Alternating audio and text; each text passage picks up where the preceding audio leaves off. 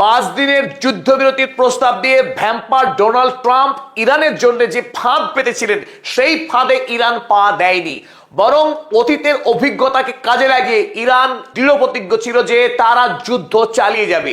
কোনো অবস্থাতেই আমেরিকা যুক্তরাষ্ট্র এবং ইসরায়েলকে 5 দিনের শক্তি বৃদ্ধির, শক্তি সঞ্চয়ের সুযোগ দেবে না। তাই গতকাল সারা রাত ধরে ইসরায়েলের বিভিন্ন শহরে উত্তর, মধ্য এবং দক্ষিণ ইসরায়েলে ধারাবাহিকভাবে ড্রোন এবং মিসাইল হামলা চালিয়েছে। কারণ ডোনাল্ড ট্রাম্প চেয়েছিলেন জ্বালানির দাম কমাতে, এবং এই 5 দিন সময়ে ইসরায়েলের ইতিমধ্যেই যে আকাশ প্রতিরক্ষা ব্যবস্থা ভেঙে পড়েছে, নতুন করে আমেরিকা থেকে অস্ত্র সরবরাহ করে ইসরায়েলকে শক্তিশালী করা, যাতে করে ইসরায়েল নতুন শক্তি নিয়ে ইরানের উপরে ঝাঁপিয়ে পড়তে পারে। ইরানের কাছে ডোনাল্ড ট্রাম্পের সকল কৌশল জানা, তাই তারা আমেরিকা এবং ইসরায়েলকে নতুন করে সময় দিতে চায় না। এই মুহূর্তে ইরান আমেরিকা এবং ইসরায়েলের বিরুদ্ধে যুদ্ধে তারা যে আপার হ্যান্ড পেয়েছে, সেই আপার হ্যান্ডকে তারা কাজে লাগাতে চাইছে। অপরদিকে এতদিন ধরে পশ্চিমী দুনিয়ার মিডিয়া আপনাদের সামনে যে মিথ্যা কথা বলেছে যে এই যুদ্ধে ইসরায়েলে এখনো বিশেষভাবে মানুষের মৃত্যু হয়নি, কয়েকজন মাত্র সামান্য আহত হয়েছে। 2 people were lightly injured, 4 people are moderately hurt। অর্থাৎ 2 জন মানুষ সামান্য আহত হয়েছে, 4 জন ইসরায়েলি মানুষ সামান্য একটু ব্যথা পেয়েছে। এই সমস্ত খবর দিয়ে আসছিল রয়টার্স, বিবিসি বা এপি নিউজ। গতকাল ইরানের তাসনিম নিউজ এজেন্সি ইসরায়েলে কি ভয়ঙ্কর সংখ্যায় মানুষ মারা গিয়েছেন এই যুদ্ধে তার সংখ্যা প্রকাশ করেছে। আজকের এই ভিডিওতে আপনাদের সামনে তুলে ধরবো সেই ভয়াবহ অবস্থা। ডোনাল্ড ট্রাম্পের যুদ্ধবিরতির প্রস্তাব ইরান গ্রহণ করেনি এবং ইরান নতুন উদ্যমে যুদ্ধ চালিয়ে যাচ্ছে। ইসরায়েলের যুদ্ধ বিধ্বস্ত ভয়াবহ অবস্থা ইতিমধ্যে যা সামনে এসেছে তা আপনাদের সামনে তুলে ধরবো আজকের এই ভিডিওতে। চলুন আলোচনা শুরু করা যাক। আমি অধ্যাপক আব্দুল হালিম। পদাতিক চ্যানেল যারা এখনো পর্যন্ত সাবস্ক্রাইব করেননি তাদের কাছে অনুরোধ, আপনারা আমাদের চ্যানেল সাবস্ক্রাইব করুন, লাইক, শেয়ার, কমেন্ট করুন। চলুন শুরু করা যাক আজকের ভিডিও। গত রাতে ইরান তার অবস্থান অনড় রেখে হামলা চালিয়েছে ইসরায়েলের বিভিন্ন প্রান্তে। আপনারা স্ক্রিনে যে ছবি দেখছেন, এই বহুতল ভবনে আক্রমণ করে ইরান, তারপর তাতে আগুন লেগে যায়। ইসরায়েলি ফায়ার ব্রিগেড তারা জল কামান দিয়ে আগুন নেভানোর চেষ্টা করছে এই বাড়িতে। মাত্র 6 জন নাকি লাইটলি ইনজার্ড হয়েছে তাদের দাবি। ইসরায়েলের কাগজ জেরুজালেম পোস্ট তারা খবর করেছে Iran launches missiles towards Israel, several impacts reported in south ইসরায়েলের বেশ কয়েকটি জায়গায় তার ভয়াবহ প্রভাব পড়েছে ইরানি এই মিসাইল হামলায়। আল জাজিরা জানিয়েছে injuries in Tel Aviv after Iranian missile attack. Tel Aviv ইসরায়েলের রাজধানীতে ইরানি মিসাইল হানাতে বেশ ক্ষয়ক্ষতির খবর পাওয়া গিয়েছে বলে দাঁড়িয়েছে।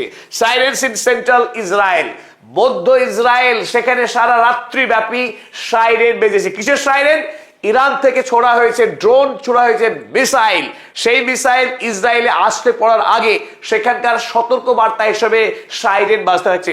ফলে ইসরায়েলি যে রক্তপিপাসু জনতা যারা যুদ্ধ চেয়েছিল এতদিন ইরানের সঙ্গে, তাদের রাতের ঘুম এখন হারাম হয়েছে। রাতের পর রাত তারা চোরের মতো মাটির তলায় গিয়ে বাংকারে ঘুমাতে বাধ্য হচ্ছে, ঘুম তাদের নেই চোখে। গোটা ইসরায়েল দেশে এখন মানসিক রোগীর সংখ্যা হু হু করে বাড়ছে, অনিদ্রাজনিত ব্যাধিতে ভুগছে গোটা রাষ্ট্র। ইসরায়েলের রাজধানী তেল আবিবে বেশ কয়েকটি বড় প্রতিবাদ মিছিলের আয়োজন করেছিল এই রক্তপিপাসু নেতা বেঞ্জামিন নেতানিয়াহুর অপসারণ দাবি করে। ইরানের সরকার বদলাতে চেয়েছিল ইসরায়েল, সেই ইসরায়েলের বেঞ্জামিন নেতানিয়াহুর অপসারণ দাবি করে এখন ইসরায়েলের মানুষ রাস্তায় নামছে। তারা এই যুদ্ধবাজ নেতাকে ক্ষমতায় দেখতে চায় না। অবিলম্বে বেঞ্জামিন নেতানিয়াহুকে ক্ষমতা থেকে সরানো দাবি করেছে ইসরায়েলি জনতা। যুদ্ধের আজ 25তম দিন।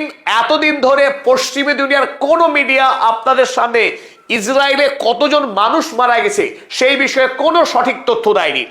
BBC, Reuters, CNN, AP news, যতগুলো সংবাদ সংস্থা কথা বলবেন পশ্চিমী দুনিয়ার, কেউ ইসরায়েলের বিষয়ে সঠিক তথ্য পৃথিবীকে দেয় না।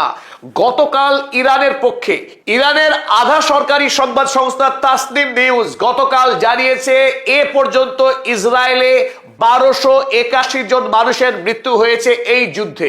ইসরায়েল চেয়েছিল কেবলমাত্র ইরানকে ধ্বংস করতে, কেবলমাত্র ইরানের সকল নেতাকে খুন করতে চেয়েছিল। সেই ইসরায়েল কিন্তু তার দেশের মানুষকে মৃত্যুর হাত থেকে বাঁচাতে পারেনি। একজন যুদ্ধবাজ নেতা গোটা দেশের মানুষকে এখন মৃত্যুর মুখে দাঁড় করিয়ে দিয়েছে তার এই সর্বনাশী আগ্রাসী সিদ্ধান্তের কারণে। ইরানকে আন্তর্জাতিক আইন ভেঙে হামলা করে এই মুহূর্তে ইসরায়েলের মানুষের মৃত্যুর মিছিল চলছে। ইরানি এই সংবাদ সংস্থা ইসরায়েলের অভ্যন্তরে বিভিন্ন গোরস্থান, হাসপাতাল থেকে শুরু করে যতগুলো মানুষ আক্রান্ত হয়েছে তাদের সঠিক পুঙ্খানুপুঙ্খ তথ্য সংগ্রহ করবার পর তারা এই তথ্য প্রস্তুত করেছে। তাদের পক্ষে জোরালো দাবি করা হয়েছে যে এই মানবতার ক্যান্সার বেঞ্জামিন নেতানিয়াহুর এই যুদ্ধনীতির কারণে ইসরায়েলে ইতিমধ্যেই 1281 জন মানুষ মৃত্যুবরণ করেছে এই যুদ্ধে। খুব তাৎপর্যপূর্ণ, এই ইসরায়েলি জনতা এতদিন ধরে উদযাপন করেছিল গাজার ফিলিস্তিনি জনতার মৃত্যুতে। যখন একটার পর একটা ফিলিস্তিনি শিশু খুন হচ্ছিল, বিরাট বড় জায়ান্ট স্ক্রিনে সেই সমস্ত ভিডিও ফুটেজ চালিয়ে দিয়ে তারা উল্লাস করত যে পশুর মৃত্যু হয়েছে।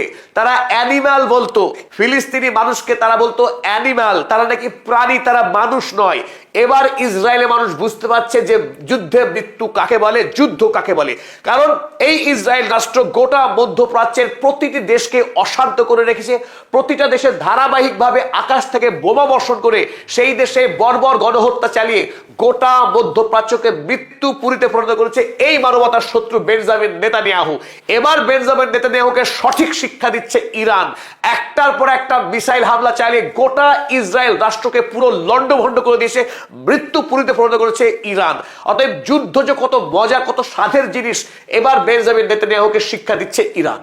অন্যদিকে অপর গুরুত্বপূর্ণ খবর, বাহরাইনের অ্যামাজন ওয়েব সার্ভিস, আধুনিক সময়ের সব থেকে গুরুত্বপূর্ণ কোম্পানি অ্যামাজন ওয়েব সার্ভিস, যে ওয়েব সার্ভিসের মাধ্যমে ইউটিউব, ফেসবুক, গুগল, মেটা যত পরিষেবা চলে, ডিজিটাল পরিষেবা, সেই ডিজিটাল পরিষেবার যত তথ্য এই ডেটা সেন্টারে জমা থাকে, এই ডেটা সেন্টার থেকে আপনার আমার ফোনে, আপনার আমার কম্পিউটারে এবং ল্যাপটপে সকল ডেটা অদৃশ্যভাবে পৌঁছে যায়।